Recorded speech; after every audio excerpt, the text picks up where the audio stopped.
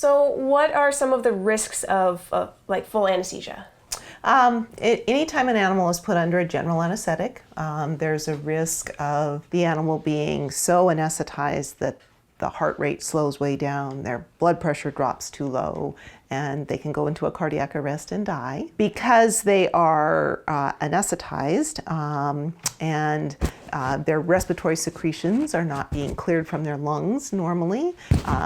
Anytime an animal undergoes an anesthetic procedure, they're at an increased risk of developing a respiratory infection, a bronchitis or a pneumonia, or aspirating fluid down into their lungs. There's a risk of them injuring themselves, either when they're going to sleep or when they're waking up. So with Kemosabe, I have you keep him in the crate until he's fully awake so that he doesn't think that he can climb up his tree before he's coordinated enough to do that and fall and injure himself.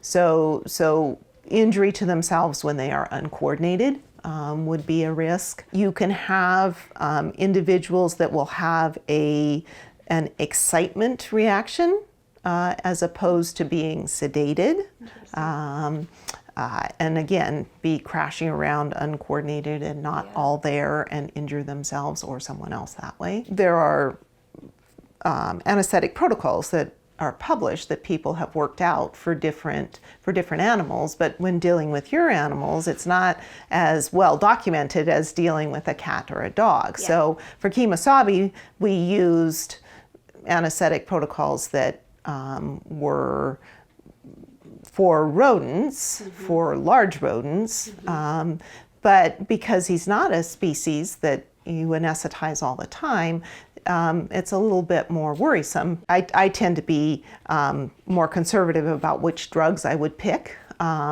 So I pick drugs that I'm really familiar with, that I have a good experience in other animals with, so that I kind of know what to expect, as opposed to using maybe a drug that's newer that might be better, but that I have less experience with. So that's why we ended up with ketamine and xylazine for Kemosabe. Is there, we have some viewers that are interested in veterinary medicine. How would they learn more about the more exotic species? Like if they're going to have a small animal clinic for sugar gliders or hedgehogs or a bird, is there a special school they have to go to learn about that, or can they just gain experience through other means? They would go to just a regular veterinary school, although some veterinary schools have stronger exotics programs than others. And then after you're a veterinarian, there are continuing education opportunities that are offered by like the Exotic Mammal Group, or the Avian Group or the Reptile Group.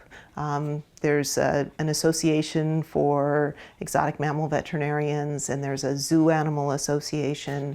There's a reptile and amphibian association and an avian association. And those groups sponsor conferences that are great places for gaining information on dealing with those uncommon species. Nice. Is there a porcupine association? Besides Animal Wonders, what is the most unusual animal you've worked with? We've had clients who had wallabies. For a while, wallabies were popular as an exotic pet, and we had a client who had a couple of wallabies. We have had clients who have kept big cats. So we have seen some jaguars come through the clinic, actually. Requires a special license, but people can keep big cats. Have you ever worked on a fish or an amphibian? I have, yes. We actually we had a goldfish that had a growth on its back that we removed. Oh wow! So benign tumor? It came back as an actual bacterial granuloma.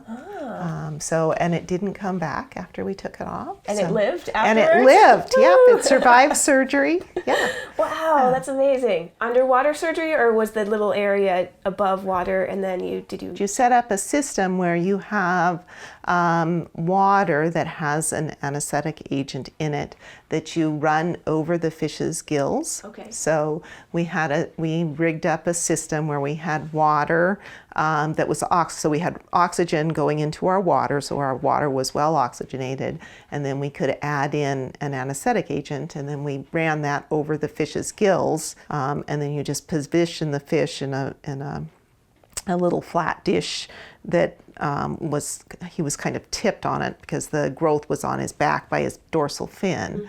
And so the water just ran over his gills and out in his mouth over his gills and then drained down away from our surgery site. Okay. Oh, that must have been really satisfying.